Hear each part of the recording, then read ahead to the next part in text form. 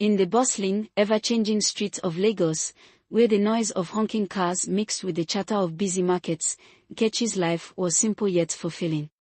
She was a young teacher at a private secondary school, working hard to ensure her students had a bright future. Despite the challenges, Nkechi was content. Her life wasn't filled with luxury or material wealth, but she was happy. She had a modest apartment, a few close friends, and a family that loved her. Most of all, she had her passion for teaching, and that was enough.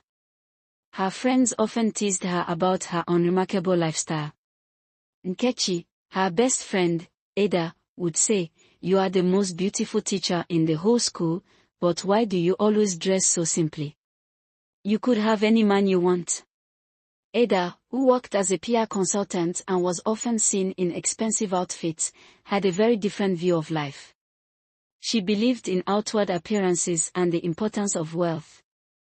But Nkechi wasn't interested in that. She believed in sincerity, love, and hard work. Her ideas set her apart from many of the people in her social circle, and it made her somewhat of an outsider. Still, she found comfort in her beliefs. She didn't want a life built on pretense, she wanted a life built on true connections. One warm afternoon, as she strolled through the bustling Balogun market to pick up a few things, Nkechi stumbled upon a small art stall tucked between two larger stores. The vibrant paintings of nature, cityscapes, and portraits immediately caught her attention. There was something raw and genuine about the artist's work. Standing behind the stall was a young man, his hands stained with paint. His name was Chinedu.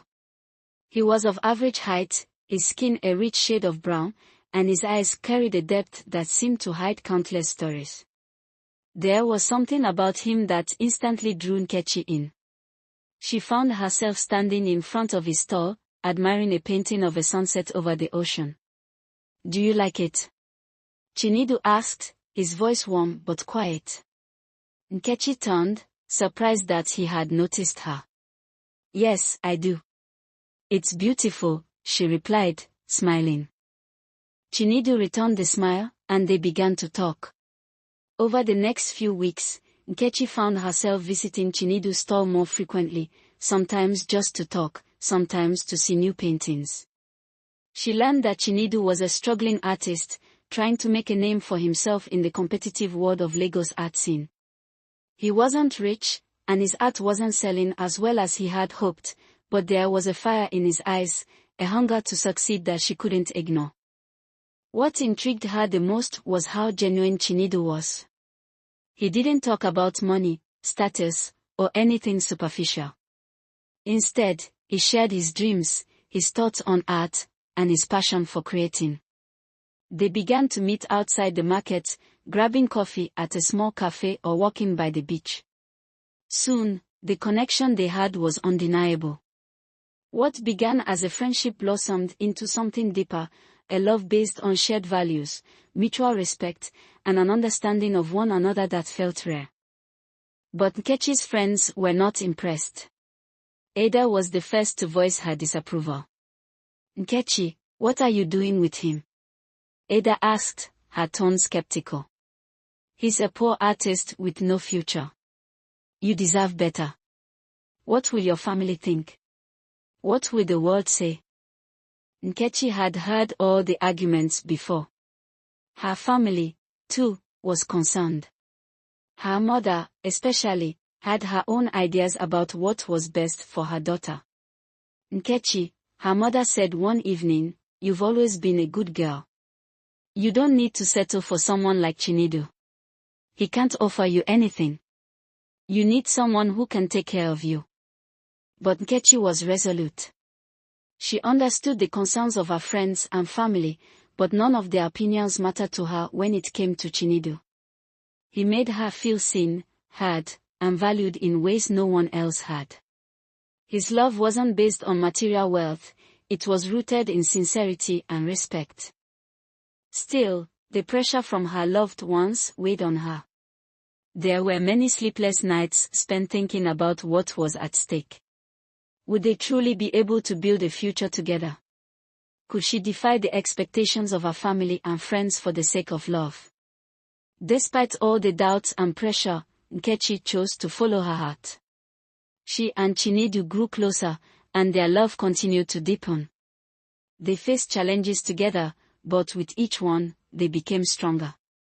The relationship was far from perfect, but it was real. It was the kind of love that didn't need extravagant gestures. It was about being there for one another, even when things were tough. Nkechi and Chinedu decided to get married in a small ceremony. It was a humble affair, no grand decorations, no expensive wedding dress. It was just them, surrounded by a few close friends and family who had supported them. Some relatives attended grudgingly, while others chose not to show up at all. But it didn't matter to the couple. What mattered was the love they shared and the promise they made to one another. The early years of their marriage were filled with challenges. Chinedu continued to struggle with his art, and they lived in a modest apartment. Nkechi supported him, encouraging him to keep pursuing his dreams. She even helped him organize small art exhibitions in local galleries. While they weren't rich, they were rich in love and hope. Together, they faced the world, hand in hand. Then, one evening, something unexpected happened. Chinedu asked Nkechi to meet him at a high-end restaurant in the city. She was puzzled, as they rarely went to such places, but she agreed. When she arrived, she was greeted by a grand entrance and elegantly dressed people. It was a stark contrast to the life they had built together. At the center of the gathering was an older man, impeccably dressed. He stood up as Chinedu walked in, and for a moment, Nkechi was taken aback. The man looked strikingly similar to Chinedu. The truth hit her like a wave. "This is my father," Chinedu said, his voice steady. "And these are my family members." Nkechi felt her heart race. Chinedu's father was a wealthy businessman, and the family had been living in luxury all along. But Chinedu had never told her about his background. He had deliberately chosen to live a life of simplicity, distancing himself from his family's wealth so he could find someone who loved him for who he truly was, not for his family's money. "I wanted to know if you would love me, Nkechi," Chinedu explained, his eyes filled with honesty. "I wanted to make sure that when I eventually told you the truth, it wouldn't change anything between us. I didn't want you to fall in love with a man's wealth or status, but with his heart." Tears welled up in Nkechi's eyes as she took in the revelation. All the struggles they had faced, all the challenges, had been a test. And she had passed with flying colors. She loved Chinedu for the person he was, not for the wealth he could offer. The dinner that followed was an unforgettable one. Chinedu's family embraced Nkechi with open arms, and her mother, who had been so adamant against the relationship, apologized for her earlier judgments.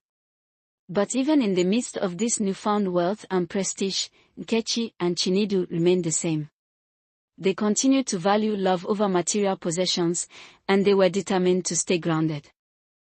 Their story became one of legend in their community, a tale of love, resilience, and staying true to one's heart.